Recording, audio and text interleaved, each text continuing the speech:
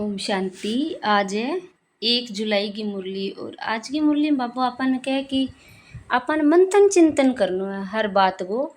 जिका बाबा का बच्चा ज्ञान लेन लाग रहा है वरना सोच समझ के हर बात ने करनी है। जिया शास्त्रा में लिख दियो कि गऊ को पूंछ दिखाई है तो गऊ को पूंछ पकड़ के कह जी की आत्मा जे वे में दिखाई है शास्त्रा में कि जो गऊ को दान करेगा वह ई विषय वेतरणी नदियों गऊ को पूंछ पकड़ के तिर जाएगा।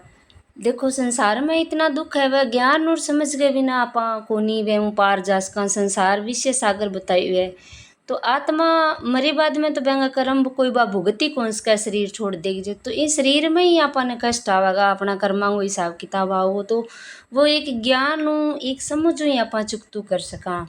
तो बेंगलिया आपनो मंथन चिंतन जरूरी है कि जी की शास्त्र में गऊ बताई है गऊ की पूंछ बताई है वह के चीज खातर बताई है। दूसरों भी पतित पावनी पानी की नदी कोनी और नहीं कोई भी अपने गंगा भी कोनी और गीता वेद शास्त्रा ने भी अपा पतित पावनी कौन के इसका क्योंकि पतित पावन ज्ञान को सागर एक परमात्मा है ज्ञान हुई आपा पतित पावन बन सका।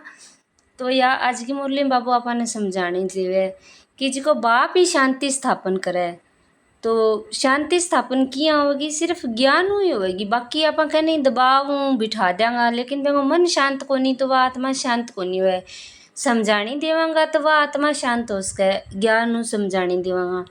तो वो ज्ञान कौन सो है वो बाबा को ज्ञान है आत्मा और परमात्मा को इस सृष्टि चक्र को ज्ञान है। तो वो समझ के अपा खुद में शांति भरांगा तो वह शांति की स्थापना एक बाप करे तो भी शांति को मतलब जो इनाम मिलना चाहिए वो गिफ्ट मिलना चाहिए वो परमात्मा बाप नहीं मिलना चाहिए क्योंकि बांगा वही अधिकारी है। लेकिन बाप गए तो शरीर को नहीं तो बाबो बच्चा ने निमित्त बनावे कहनी ब्रह्मा द्वारा नई सृष्टि की स्थापना। तो ब्रह्मा कौन है एक ब्रह्मा तो है ही लेकिन जो आत्मा ज्ञान में चलन लाग रही है सब आत्मा आपका जीवन का ब्रह्म है आपकी सृष्टि रचन लाग रहा है आपका कर्मांगा विष्णु है और आपका कर्मांगा वह शंकर भी है।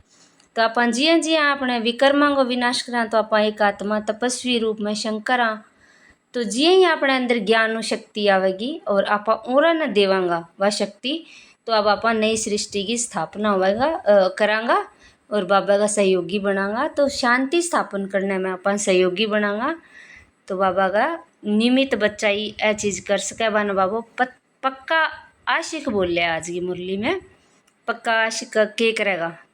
तो बाबा की मुरली में बाबू का मीठे बच्चे जी मीठे बाबा सारी दुनिया को शांति देना एक बाप का ही काम है इसलिए कहते हैं कि हे शांति देवा तो प्राइज भी बाप को मिलनी चाहिए। प्रश्न है कौन से बच्चे बाप को पूरा पूरा फॉलो कर सकते हैं। उत्तर जो बाप समान पावन बनते हैं वही पूरा पूरा फॉलो कर सकते हैं। जो पक्के आशिक बने वही मुझ माशूक को फॉलो कर सकते हैं। ऐसे आशिकों को ही मैं साथ ले जाता हूँ इसलिए शास्त्रों में दिखाते हैं गऊ का पूंछ पकड़ने से पार हो जाएंगे। अब या गऊ की या पूंछ की तो बात ही नहीं है। गीत है प्यार का तू प्यार का सागर है। ओम शांति। बाप दादा दोनों है ना। अब ये तो बच्चे जानते हैं कि आत्माओं का बाप शिव बाबा है। ये भी तुम जानते हो कि मैं पतित पावन हूँ मैं निराकार हूँ तुम भी निराकार हो शांत स्वरूप हो। निराकार बाप भी शांत स्वरूप है आत्मा भी शांत स्वरूप है और आत्मा का स्वधर्म ही शांति। तुम्हारा निवास स्थान है शांति धाम। जब यज्ञ आदि रचते हैं तो कहते हैं शांति देवा क्योंकि शांति का सागर तो वह परम पिता परमात्मा है। सारी दुनिया को शांति देने वाला वह बाप है। ऐसे बहुत है जिनको शांति के पीछे इनाम मिलती है कभी किसको प्राइज मिलती है तो कहेंगे शांति स्थापन करने के निमित्त बने हुए हैं इसमें बड़ों बड़ों के नाम लेते हैं। अब शांति तो चाहिए सारी दुनिया में नहीं तो अशांति में रहने वाले औरों को भी अशांत करेंगे।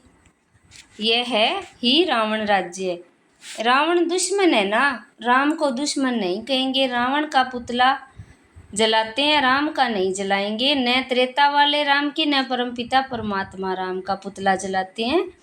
राम राज्य तो सब चाहते हैं परंतु राम राज्य किसको कहा जाता है ये कोई नहीं जानते। सिर्फ कहते हैं नई दुनिया हो, नई दिल्ली में राम राज्य हो। नई दिल्ली कहते हैं, नाम तो बहुत रख देते हैं। दिल्ली सबकी राजधानी रहती है। दिल्ली ही परिस्थान था, राधे कृष्ण को भी वहाँ ही दिखाते हैं। ये दोनों ही मुख्य प्रिंस और प्रिंसेस है।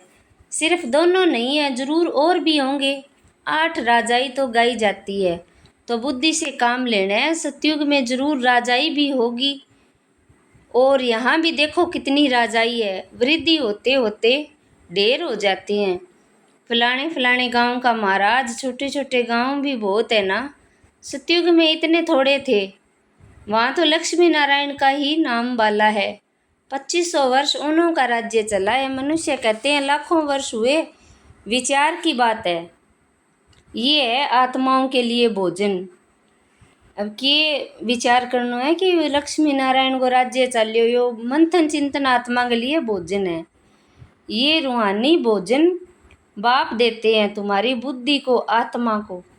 अब बुद्धि के अंदर अपने विचार चालना चाहिए कि आ बात यहाँ क्यों है, आई क्यों है।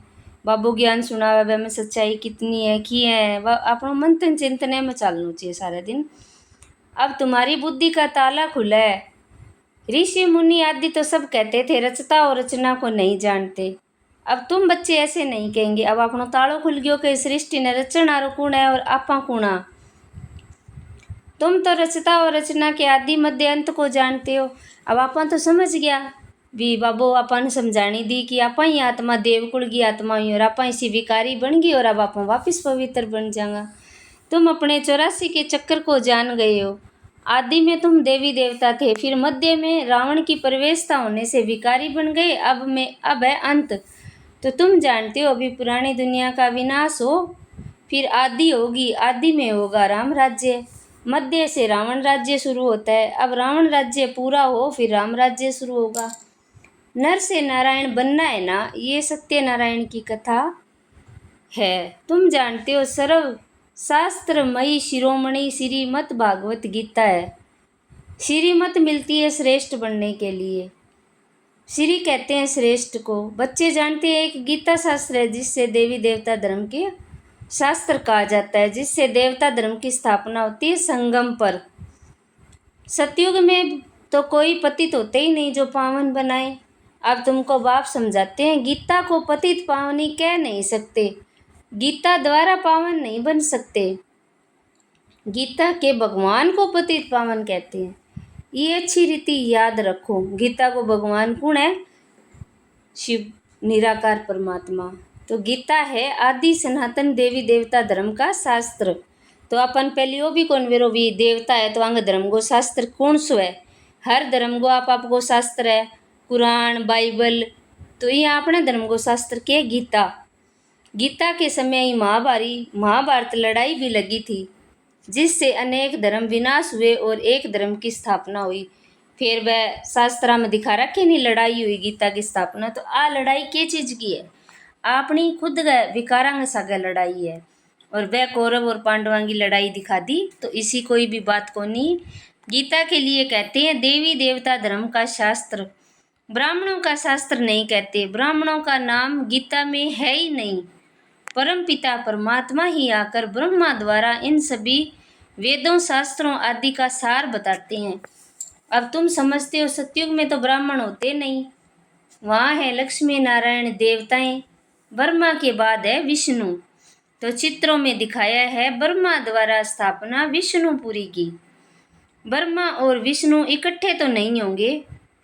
ब्रह्मा द्वारा देवी देवता धर्म की स्थापना होगी। ये डिटेल में समझने की बात है। ब्रह्मा कुण जी की आत्मा ज्ञान के द्वारा आपको जीवन ने पवित्र बनाने लग रही है, देवी देवता वर्ग को बनाने लग रही है। ये समझने की बातें हैं। अभी तुम बच्चे शिव बाबा से स्वर्ग का वर्षा लेते हो, हकदार ठहरे ना। मुख्य धर्म शास्त्र है 4।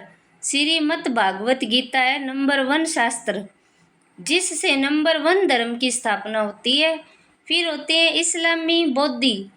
एक गीता ही है जिसमें श्रीमद् भगवत गीता लिखा हुआ है, और कोई शास्त्र में श्रीमत नहीं है। श्रीमत इस्लामी व श्रीमत बौद्धि शास्त्र नहीं गाया हुआ। श्रीमद् भगवत गीता है एक, इससे कौन सा धर्म स्थापन किया? आदि सनातन देवी देवता धर्म की स्थापना हुई और स्थापना होती है अंत में। ये समझने की बातें हैं। अब मेन बात तो आई बाबू अपन समझाना चाहे कि देवी देवताओं को शास्त्र है जिको गीता है, और देवी देवता धर्म की स्थापना करी और करी कद अंत में करी है, ये समझने की बातें हैं। अभी बाबा हमको टीचर के रूप में पढ़ाते हैं, ये बुद्धि में रहना चाहिए। बाबा हमारा बाप और टीचर भी है। बाबा पढ़ाई से सर्व की सदगति करते हैं तो सतगुरु भी ठहरा। बाप को सभी याद करते हैं। अब गीता में श्री कृष्ण का नाम डाल दिया। वह तो ज्ञान का सागर नहीं है, उनको ज्ञान के सागर बाप ने ऐसा बनाया है, तो वह टीचर भी है। बाबू कौन है? टीचर रूप में आज अपन पढ़ाने लाग रहे हैं। तो यहाँ तुम नई बातें सुनते हो, शास्त्र आदि तो पढ़ते सुनते आए हो, अब तुम डायरेक्ट बाप द्वारा सुनते हो। आगे सब शरीरधारी मनुष्यों द्वारा सुना था, अभी तुम सुनते हो। असल में हम अशरीरी आत्मा थे, पीछे शरीर धारण किया। देखो एक छोटी सी आत्मा हड्डी को मांस को शरीर धारण करो, वो बाद में करो। अब एक हड्डी को मांस को शरीर न्यारो करके देखो, और मैं आत्मा अलग, तो धारण करनारी मैं अशरीरी आत्मा अलग हूँ। तो बाबा भी अशरीरी है, शिवलिंग बनाते हैं ना, आत्मा शरीर द्वारा उनको पूजती है, पुकारते भी है, हे पतित पावन परम पिता परमात्मा, आकर हम पतितों को पावन बनाओ। लिंग की पूजा करते हैं, परंतु ये थोड़ी समझते हैं कि ये पतित पावन बाप है जिसको हम पुकारते हैं। अब शिव बाबा की इतनी पूजा करा, पर मैंने जाने को नहीं कि ये कौन है जिके आप पूजा करने लग रहे हैं। वो निराकार परमात्मा जिका शरीर को नहीं भी वो यादगार रूप में बनाएड़ो लिंग है। शिव भगवान है, ईश्वर है, बस ऐसे ही याद करते हैं। उनको बाबा कहे तो बुद्धि में आए कि बाबा से वर्षा मिलना जरूर है। अब बाबू कहूँगा तो बाबू समझानी तो देवो कोई भी तन द्वारा अपन है, हमको वर्षा मिला है तब हम पूजते ही हैं। भारतवासियों को वर्षा मिला जरूर है, कब मिला ये भूल गए हैं। अब तुम बच्चे समझते हो, बच्चे कहते हैं बाबा के पास आए हैं। शिव बाबा ब्रह्मा के तन में आकर समझाते हैं। त्रिमूर्ति का नाम बाला है, त्रिमूर्ति मार्ग नाम भी रखा हुआ है। वाह की महिमा बहुत है, गीत में भी सुना, प्यार का सागर है, सर्व का सदगति दाता है, सर्व को सुख शांति देने वाला है, सर्व का दुख हरता सुख करता है। बहुत प्यारा है ना, उनसे प्यारी चीज कोई होती नहीं। जो बाप स्वर्ग का मालिक बनाए वह जरूर प्यारा होगा ना, वह है बेहद का बाप। कहते हैं बच्चों मेरे से स्वर्ग की बादशाही मिलती है ना, तो तुम आत्माएं भाई भाई हो, अभी बाप द्वारा सुन रहे हो। सभी आत्माएं बाप को याद करती है, बाबा हमको आकर पावन बनाओ। अब आत्मा कहती है बाबा आया हुआ है पावन बनाने। कहते हैं बच्चों 5000 वर्ष पहले तुमको पावन बनाने आया था। अब मुझ बाप को याद करो तो तुम्हारे विकर्म विनाश होंगे और तुम्हारे सब दुख दूर हो जाएंगे। पुकारते भी हैं हे पतित पावन आओ, तालियां बजाते रहते हैं, रड़ियां मारते रहते हैं, पतित पावन सीताराम। तो खुद पतित ठहरे ना, ये है ही नरक, इसको रौरव नरक कहा जाता है। गरुड़ पुराण में तो रोचक बातें बहुत लिख दी है, ये करने से ये बनेगा ये होगा, फिर कह देते हैं गऊ का पूंछ पकड़ने से स्वर्ग में चले जाएंगे, ऐसा कुछ लिखा हुआ है। ये जानवर की तो बात नहीं, तुम गौ माता हो ना, तुम्हारी पूंछ अथवा तुम्हारी पीठ जब तक कोई न पकड़े तब तक रास्ता मिल न सके। अब अपन रास्ता बताना रुकन मिलियो है, बाबू मिलियो है, पूंछ तो है नहीं। कहते हैं तुम्हारी पूंछ पकड़ कर तर जाएंगे। अब यहाँ पूंछ तो पकड़ना है नहीं, परंतु फॉलो करना है। सन्यासियों के फॉलोअर्स तो बहुत है, परंतु फॉलो करना अर्थात पवित्र बनना। तुम तो सच्चे सच्चे फॉलोअर्स हो। शिव बाबा कहते हैं मैं आया हूँ तुम सबको वापस ले जाने। तुम मुझे याद करो तो तुम्हारे पाप भस्म हो जाएंगे। पावन बनने बगैर फॉलो कर नहीं सकेंगे। शिव बाबा को पूरा फॉलो करना है। यहाँ तुम बैठे हो फॉलो करने के लिए। भक्ति मार्ग में भी मुझे याद करते आए हो। तुम जानते हो आत्माएं आशिक है, परमात्मा माशूक है। आत्माएं उनको याद करती है, वह आए हैं लेने के लिए। कहते हैं मुझे फॉलो करो तो तुम्हारे को साथ ले जाऊंगा। ऐसे फॉलो करो, वह भी समझाते हैं। साथ ले जाने का मतलब बाप में और अपने में कोई अंतर कौन रहेगा, अपने गुणा में कोई अंतर कौन रहेगा। आप आत्मा ये पार्टू अलग हो जाओ तो बिल्कुल बाबा वर्गी पवित्र। मैं पावन हूँ तुम पतित हो, तो जरूर पावन बनना पड़े, जरूर फॉलो करना पड़े। विकारी तो फॉलो कर न सके, फॉलो करने के लिए मेरे समान पवित्र बनो। क्या मैं पतितों को अपने साथ शांति धाम में ले जाऊंगा?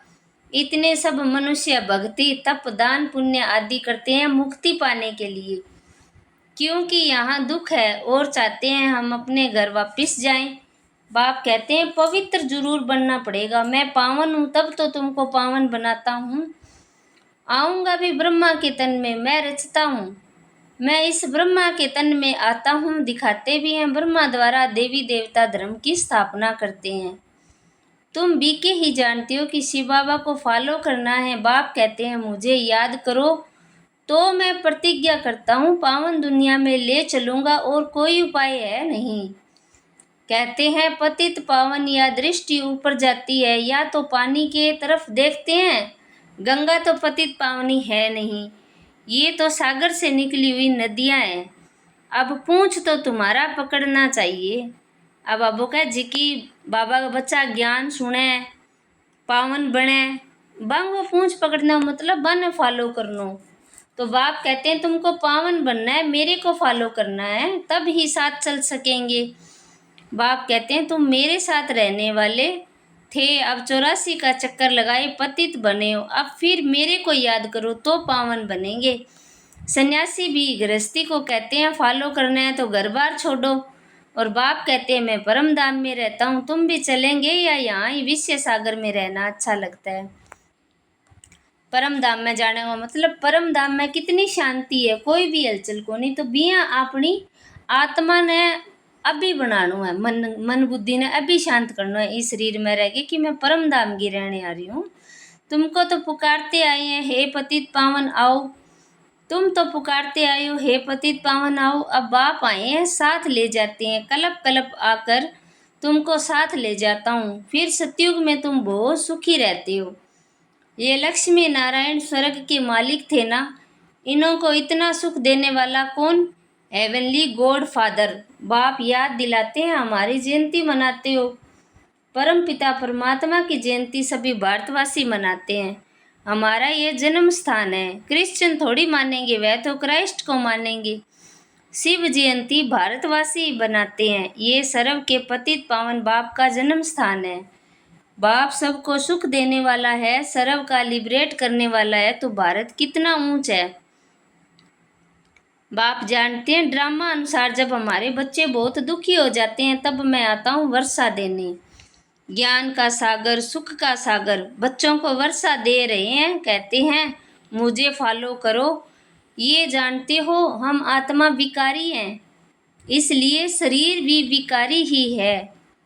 सतयुग में आत्मा पवित्र है तो शरीर भी पवित्र मिलता है। अब बाप कहते हैं बच्चे पावन बनो। अब देखो मैं आत्मा इस शरीर के अंदर रहने लग रही हूँ, वो शरीर इतनो विकारी हो रही है, विकारां के कारण इतनो क्रोध भरे पड़े है इस शरीर में, जठे मैं आत्मा रहने लग रही हूँ। इतनी ईर्षा, इतनी घृणा, इतने जहर है एंगे अंदर मैं आत्मा रहने लग रही हूँ। तो अब एन पावन बनानो है तो किया बनेगो, ई मन ने पावन बनागी। ए क्रोध ने बाबा की यादों शांति भरगे, और शरीर और आत्मा दोनों पावन बनाना है। याद से ही तमो प्रधान से सतो प्रधान बनेंगे। अच्छा मीठे मीठे सकिल दे बच्चों प्रति माता पिता बाप दादा का याद प्यार और गुड मॉर्निंग। रूहानी बाप की रूहानी बच्चों को नमस्ते। हम रूहानी बच्चों की रूहानी बाप दादा को याद प्यार गुड मॉर्निंग नमस्ते। शुक्रिया बाबा, शुक्रिया आपका, पद्मा पदम शुक्रिया आपका। धारणा के लिए मुख्य सार है। पहलो बाप से स्वर्ग का वर्षा लेने के लिए मैं आत्मा भाई भाई हूँ ये पक्का करना है। बहुत प्यार से रहना है, जैसे बाप प्यारे से प्यारा है ऐसे प्यारा बनना है। दूसरा है बाप समान पावन बनकर बाप को पूरा फॉलो करना है। बाप के साथ वापिस घर शांति धाम चलने के लिए पावन जरूर बनना है। वरदान है आज की मुरली को कि निर्बल आत्माओं में शक्तियों का फोर्स भरने वाले ज्ञानदाता सो वरदाता भव। तो जो निर्बल आत्मा है जिका में बल कोनी बा में शक्ति के चीजों भरीजेगी, ज्ञान में भरीजेगी। तो ज्ञान देनारा वरदाता बनो, ज्ञानदाता बनो। वर्तमान समय निर्बल आत्माओं में इतनी शक्ति नहीं है जो जंप दे सके, उन्हें एक्स्ट्रा शक्ति चाहिए। तो आप विशेष आत्माओं को स्वयं में शक्ति भरकर उन्हें हाई जंप दिलाना है। इसके लिए ज्ञानदाता के साथ साथ शक्तियों के वरदाता बनो। रचता का प्रभाव रचना पर पड़ता है, इसलिए वरदानी बनकर अपनी रचना को सर्व शक्तियों का वरदान दो। अभी इसी सर्विस की आवश्यकता है। तो क्या करना है, ज्ञान तो आपा सुनावा लेकिन बांग अंदर शक्तियां भरो। स्लोगन है साक्षी होकर हर खेल को देखो तो सेफ भी रहेंगे और मजा भी आएगा। अब आप खेल देखने लग रहे हैं, कोई खेल होने लग रही है तो मैंने दूर होगी देखांगा तो आप अच्छो भी लगे वो खेल और आप न्यारा भी रहेंगे, दुखी भी कोई नहीं होगा। तो सृष्टि में एक खेल ही चलने लग रही है। ए व्यक्ति सारा है ज्वालामुखी स्थिति में रह शक्तिशाली याद का अनुभव करो। अब बाबू का शक्तिशाली याद किया करनी आपन है। आप महान तपस्वी आत्माएं ज्वाला रूप शक्तिशाली याद द्वारा प्राप्ति के किरणों की अनुभूति करो और कराओ। आपका तपस्वी स्वरूप औरों को देने का स्वरूप है। जैसे सूर्य विश्व को रोशनी देने की और अनेक विनाशी प्राप्तियों की अनुभूति कराता है, ऐसे आप भी अपने तपस्वी स्वरूप द्वारा शांति और शक्ति की किरणें देते रहो। तो क्या करना है, योग में बैठ गई सारी आत्मा ने शांति की शक्ति, शांति और शक्ति दोनों की किरणा देनी है सभी आत्मा ने। जिया सूरज आपकी किरणा देवे तो अपन क्या करना, बाबा की किरणा मेरा ऊपर और मेरा सारी आत्मा ताई शांति और शक्ति जान लाग रही है। सब आत्मा में शांति भरन लाग रही है और शक्ति आन लाग रही है बाबा की। अच्छा, ओम शांति।